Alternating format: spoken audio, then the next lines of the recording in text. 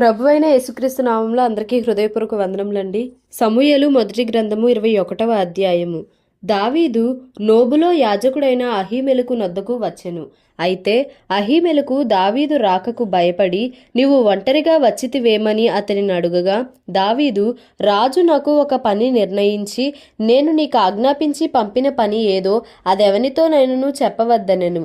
నేను నా పనివారిని ఒకానొక చోటికి వెళ్ళ నిర్ణయించి తిని, నీ యొద్ద ఏమి ఉన్నది? 5 రొట్టెలు గాని మరేమియు గాని యుండిన ఎడల అది నాకిమ్మని యాజకుడైన అహీమెలకుతో అనగా, యాజకుడు, సాధారణమైన రొట్టె నా యొద్ద లేదు, పనివారు స్త్రీలకు ఎడముగా నున్నవారైతే ప్రతిష్ఠితమైన రొట్టెలు కలవని దావీదుతో అనెను. అందుకు దావీదు, నిజముగా నేను బయలుదేరి వచ్చినప్పటి నుండి ఈ 3 దినములు స్త్రీలు మాకు దూరముగానే ఉన్నారు. పనివారి బట్టలు పవిత్రములే. ఒకవేళ మేము చేయు కార్యము అపవిత్రమైన ఎడలనేమి, రాజాజ్ఞను బట్టి అది పవిత్రముగా ఎంచతగును అని యాజకునితో అనెను. అంతటా యెహోవా సన్నిధి నుండి తీసివేయబడిన సన్నిధి రొట్టెలు తప్ప అక్కడ వేరు రొట్టెలు లేకపోగా, వెచ్చని రొట్టెలు వేయు దినమందు తీసివేయబడిన ప్రతిష్ఠితమైన రొట్టెలను యాజకుడు అతనికి ఇచ్చెను. ఆ దినమున సౌలు యొక్క సేవకులలో ఒకడు అక్కడ యెహోవా సన్నిధిని ఉండెను. అతని పేరు దోయేగు. అతడు ఎదోమీయుడు. అతడు సౌలు పశుల కాపరులకు పెద్ద. రాజు పని వేగిరముగా జరగవలెనని ఎరిగి, నా ఖడ్గమునైనను ఆయుధములనైనను నేను తేలేదు, ఇక్కడ నీ యొద్ద ఖడ్గమైనను ఈటె అయినను ఉన్నదా అని దావీదు అహీమెలకు నడుగగా, యాజకుడు, ఏలా లోయలో నీవు చంపిన గొల్యాతు అను ఫిలిస్తీయుని ఖడ్గమున్నది, అదిగో బట్టతో చుట్టబడి ఏఫోదు వెనుక ఉన్నది, అది తప్ప ఇక్కడ మరి ఏ ఖడ్గమునూ లేదు, దాని తీసుకొనుటకు నీకిష్టమైన ఎడల తీసుకొనుమనగా, దావీదు, దానికి సమమైనదొకటియూ లేదు, నాకిమ్మనెను. అంతట దావీదు సౌలునకు భయపడినందున ఆ దినమునే లేచి పారిపోయి గాతు రాజైన ఆకీషు నొద్దకు వచ్చెను. ఆకీషు సేవకులు, ఈ దావీదు ఆ దేశపు రాజు కాడా? వారు నాట్యమాడుచు గాన ప్రతిగానములు చేయుచు సౌలు 1000 కొలది హతము చేసెననియు దావీదు 10,000 కొలది హతము చేసెననియు పాడిన పాటలు ఇతని గూర్చినవే గదా అని అతనిని బట్టి రాజుతో మాటలాడగా, దావీదు ఈ మాటలు తన మనస్సులో నుంచుకొని గాతు రాజైన ఆకీషునకు బహు భయపడెను. కాబట్టి దావీదు వారి ఎదుట తన చర్య మార్చుకొని వెర్రివాని వలె నటించుచు ద్వారపు తలుపుల మీద గీతలు గీయుచు ఉమ్మి తన గడ్డము మీదికి కారనిచ్చుచూ నుండెను. వారతని పట్టుకొని పోగా అతడు పిచ్చి చేష్టలు చేయుచూ వచ్చెను. కావున ఆకీషు రాజు, మీరు చూచితిరి కదా, వానికి పిచ్చి పట్టినది, నా యొద్దకు వీనినెందుకు తీసుకొని వచ్చితిరి? పిచ్చి చేష్టలు చేయు వారితో నాకేమి పని? నా సన్నిధిని పిచ్చి చేష్టలు చేయుటకు వీని తీసుకొని వచ్చితిరేమి? వీడు నా నగరిలోనికి రాతగునా అని తన సేవకులతో అనెను. సమూయేలు మొదటి గ్రంథము 22వ అధ్యాయము. దావీదు అక్కడ నుండి బయలుదేరి అదుల్లాము గుహలోనికి తప్పించుకొని పోగా, అతని సహోదరులను అతని తండ్రి ఇంటి వారందరూ ఆ సంగతి విని అతని యొద్దకు వచ్చిరి. మరియు ఇబ్బంది గల వారందరూ, అప్పులు చేసుకొనిన వారందరూ, అసమాధానముగా నుండి వారందరూ అతని యొద్ద కూడుకొనగా అతడు వారికి అధిపతి ఆయెను. అతని యొద్దకు ఎక్కువ తక్కువ 400 మంది వచ్చియుండిరి. తరువాత దావీదు అక్కడ నుండి బయలుదేరి మోయాబులోని మిస్పేకు వచ్చి, దేవుడు నాకు ఏమి చేయునది నేను తెలుసుకొను వరకు నా తల్లిదండ్రులు వచ్చి నీ యొద్ద నుండనిమ్మని మోయాబు రాజుతో మనవి చేసి అతని యొద్దకు వారిని తోడుకొని పోగా, దావీదు కొండలలో దాగియున్న దినములు వారు అతని యొద్ద కాపురముండిరి. మరియు ప్రవక్తయగు గాదు వచ్చి కొండలలో ఉండక యూదా దేశమునకు పారిపొమ్మని దావీదుతో చెప్పినందున దావీదు పోయి హారెతు అడవిలో చొచ్చెను. దావీదును అతని జనులను ఫలాని చోట ఉన్నారని సౌలునకు వర్తమానమాయెను. అప్పుడు సౌలు గిబియా దగ్గర రామాలో ఒక పిచుల వృక్షము క్రింద దిగి ఈట చేత పట్టుకుని ఉండెను. అతని సేవకులు అతని చుట్టూ నిలిచియుండగా సౌలు తన చుట్టూ నిలిచియున్న సేవకులతో ఇట్లనెను, బెన్యామీనీయులారా ఆలకించుడి. యెషయి కుమారుడు మీకు పొలములను ద్రాక్ష తోటలను ఇచ్చునా? మిమ్మును సహస్రాధిపతులుగాను శతాధిపతులుగాను చేయునా? మీరెందుకు నా మీద కుట్ర చేయుచున్నారు? నా కుమారుడు యెషయి కుమారునితో నిబంధన చేసిన సంగతి మీలో ఎవడనూ నాకు తెలియజేయలేదే. నేడు జరుగునట్లు నా కొరకు పొంచియుండునట్లుగా నా కుమారుడు నా సేవకుని పురికొలిపినను నా నిమిత్తము మీలో ఎవనికిని చింతలేదే. అప్పుడు ఎదోమీయుడగు దోయేగు సౌలు సేవకుల దగ్గర నిలిచి ఉండి, యెషై కుమారుడు పారిపోయి నోబులోని అహీటూబు కుమారుడైన అహీమెలకు దగ్గరకు రాగా నేను చూచితిని. అహీమెలకు అతని పక్షముగా యెహోవా యొద్ద విచారణ చేసి ఆహారమును ఫిలిస్తీయుడైన గొల్యాతు ఖడ్గమును అతనికిచ్చెనని చెప్పగా, రాజు యాజకుడును అహీటూబు కుమారుడునగు అహీమెలకును నోబులోనున్న అతని తండ్రి ఇంటివారైన యాజకులనందరినీ పిలువనంపించెను. వారు రాజునొద్దకు రాగా, సౌలు, అహీటూబు కుమారుడా, ఆలకించుమనగా అతడు, చిత్తము నా ఏలినవాడా అనెను.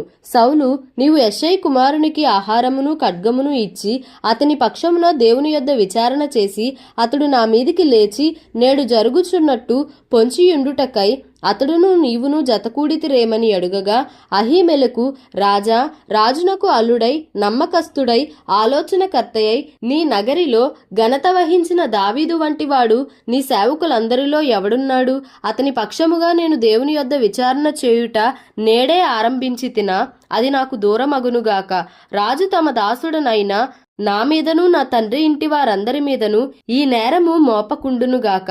ఈ సంగతిని గూర్చి కొద్ది గొప్ప ఏమీయూ నీ దాసుడనైన నాకు తెలిసినది కాదు అని రాజుతో మనవి చేయగా, రాజు అహీమెలకు, నీకును నీ తండ్రి ఇంటి వారందరికీ మరణము నిశ్చయము అని చెప్పి, యెహోవా యాజకులగు వీరు దావీదుతో కలిసినందునను అతడు పారిపోయిన సంగతి తెలిసియూ నాకు తెలియజేయకపోయినందునను మీరు వారి మీద పడి చంపుడని తన చుట్టూ నిలిచియున్న కావలి వారికి ఆజ్ఞ ఇచ్చెను.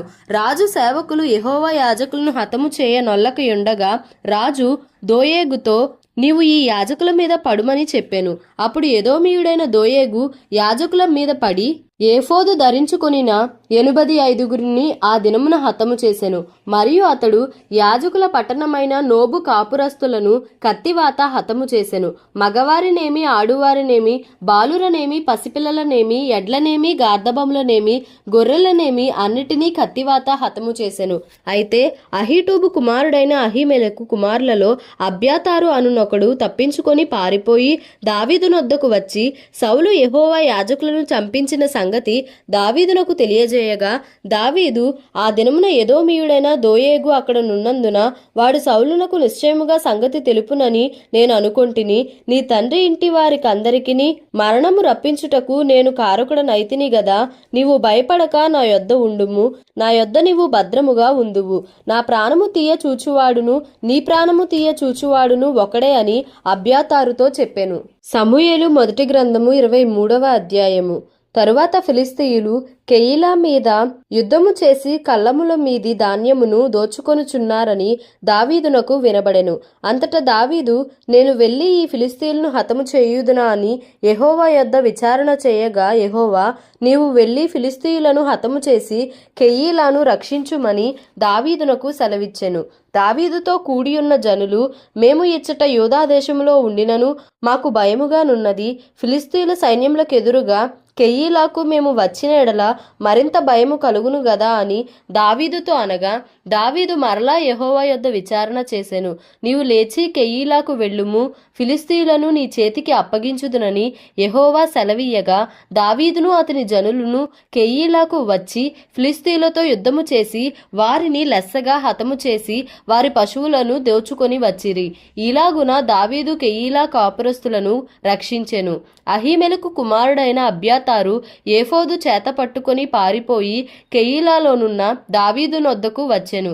దావీదు కెయీలాకు వచ్చిన సంగతి సౌలు విని, దావీదు ద్వారములను అడ్డుగడలను గల పట్టణంలో ప్రవేశించి అందులో మూయబడి ఉన్నాడు, దేవుడు అతనిని నా చేతికి అప్పగించెననుకొనెను. కాబట్టి సౌలు కెయీలాకు పోయి దావీదును అతని జనులను ముట్టడింపవలనని జనులందరినీ యుద్ధమునకు పిలువనంపించెను. సౌలు తనకు కీడే ఉద్దేశించుచున్నాడని దావీదు ఎరిగి యాజకుడైన అబ్యాతారును ఏఫోదును తెమ్మనెను. అప్పుడు దావీదు, ఇశ్రాయేలీల దేవా యెహోవా, సౌలు కెయీలాకు వచ్చి నన్ను బట్టి పట్టణమును పాడు చేయను ఉద్దేశించుచున్నాడని నీ దాసుడనైన నాకు రూఢిగా తెలియబడి ఉన్నది. కెయీలా జనులు నన్ను అతని చేతికి అప్పగించుదురా? నీ దాసుడనైన నాకు వినబడినట్లు సౌలు దిగివచ్చునా? ఇశ్రాయేలుల దేవా యెహోవా, దయచేసి నీ దాసుడనైన నాకు దానిని తెలియజేయుమని ప్రార్థింపగా అతడు దిగివచ్చునని యెహోవా సెలవిచ్చెను. కెయీలా జనులు నన్ను నా జనులను సౌలు చేతికి అప్పగించుదురా అని దావీదు మరలా మనవి చేయగా యెహోవా వారు నిన్ను అప్పగించుదురని సెలవిచ్చెను. అంతటా దావీదును దాదాపు 600 మంది అయిన అతని జనులను లేచి కెయీలాలో నుండి తరలి ఎక్కడికి పోగలరో అక్కడకు వెళ్ళిరి. దావీదు కెయీలాలో నుండి తప్పించుకొనిన సంగతి సౌలు విని వెళ్ళక మానెను. అయితే దావీదు అరణ్యములోని కొండ స్థలముల యందును జీపు అను అరణ్యమున ఒక పర్వతమందును నివాసము చేయుచుండెను. సౌలు అనుదినము అతని వెదికినను దేవుడు సౌలు చేతికి అతనిని అప్పగించలేదు. తన ప్రాణము తీయుటకై సౌలు బయలుదేరనని తెలుసుకొని దావీదు జీపు అరణ్యములో ఒక వనమున దిగెను. అప్పుడు సౌలు కుమారుడైన యోనాతాను లేచి వనములోనున్న దావీదునొద్దకు వచ్చి, నా తండ్రి అయిన సౌలు నిన్ను పట్టుకొనజాలడు, నీవు భయపడవద్దు, నీవు ఇశ్రాయేలీయులకు రాజవగుదువు, నేను నీకు సహకారినవుదును, ఇది నా తండ్రి అయిన సౌలునకు తెలిసి ఉన్నదని అతనితో చెప్పి దేవుని బట్టి అతని బలపరిచెను. వీరిద్దరూ యెహోవా సన్నిధిని నిబంధన చేసుకొనిన తరువాత దావీదు వనంలో నిలిచెను. యోనాతాను తన ఇంటికి తిరిగి వెళ్ళెను. జీఫీయులు బయలుదేరి గిబియాలోనున్న సౌలునొద్దకు వచ్చి యెషీమోనుకు దక్షిణముననున్న హకీలా మన్యములోని అరణ్యమున కొండ స్థలముల యందు మా మధ్య దావీదు దాగి ఉన్నాడే, రాజా నీ మనోభీష్టం అంతటి చొప్పున దిగిరమ్ము, రాజవైన నీ చేతికి అతనిని అప్పగించుట మా పని అని చెప్పగా సౌలు వారితో ఇట్లనెను, మీరు నా యందు కనికరపడినందుకై మీకు యెహోవా ఆశీర్వాదము కలుగునుగాక. మీరు పోయి అతడు ఉండు స్థలము ఏదైనది, అతనిని చూచినవాడు ఎవడైనది నిశ్చయముగా తెలుసుకొనుడి. అతడు బహుయుక్తిగా ప్రవర్తించుచున్నాడని నాకు వినబడెను గనుక మీరు బహు జాగ్రత్తగా నుండి అతడుండు మరుగు తావులను కనిపెట్టియున్న సంగతి అంతా నాకు తెలియజేయుటకై మరలా నా యొద్దకు తప్పక రండి, అప్పుడు నేను మీతో కూడా వత్తును. అతడు దేశములో ఎక్కడ నుండినను యూదా వారందరిలో నేను అతని వెదకి పట్టుకొందును. అంతటా వారు లేచి సౌలు కంటే ముందు జీఫునకు తిరిగి వెళ్ళిరి. దావీదును అతని జనులను యెషీమోనుకు దక్షిణపు వైపుననున్న మైదానములోని మాయోను అరణ్యములో ఉండగా సౌలును అతని జనులను తన్ను వెదకుటకై బయలుదేరిన మాట దావీదు విని కొండ శిఖరము దిగి మాయోను అరణ్యమందు నివాసము చేసెను. సౌలు అది విని మాయోను అరణ్యములో దావీదును తరుమబోయెను. అయితే సౌలు పర్వతము ఈ తట్టునను దావీదును అతని జనులను పర్వతము ఆ తట్టునను పోవుచుండగా దావీదు సౌలు దగ్గర నుండి తప్పించుకొని పోవలనని త్వరపడుచుండెను. సౌలును అతని జనులను దావీదును అతని జనులను పట్టుకొనవలెనని వారిని చుట్టుకొనుచుండిరి. ఇట్లుండగా దూత ఒకడు సౌలునొద్దకు వచ్చి, నీవు త్వరగా రమ్ము, ఫిలిస్తీయులు దండెత్తి వచ్చి దేశంలో చొరబడి ఉన్నారని చెప్పగా సౌలు దావీదును తరుముట మాని వెనుకకు తిరిగి ఫిలిస్తీయులను ఎదుర్కొనబోయెను.